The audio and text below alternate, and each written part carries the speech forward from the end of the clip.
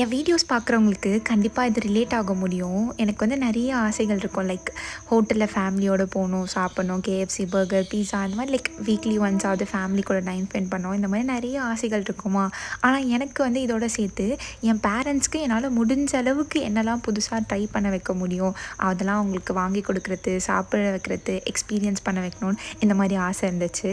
December 12 வந்து எங்கள் அப்பாவோட பர்த்டே, தலைவரோட பர்த்டே அண்ட் என்னோட தலைவரோட பர்த்டேவும் கூட. கரெக்டாக ஒரு பர்த்டேக்கு ஒரு 4 or 5 டேஸ்க்கு முன்னாடி தான் நான் வந்து டிசைட் பண்ணேன். இதுக்கப்புறமாவது நம்ம அம்மா அப்பாவுக்கு நம்ம இருக்கிற வரைக்கும் நம்ம வந்து எல்லா பர்த்டேஸ் எந்த ஒகேஷன்ஸ்னாலும் நம்மளால் முடிஞ்ச ஒரு செலிப்ரேஷன் பண்ணியே ஆகணும்.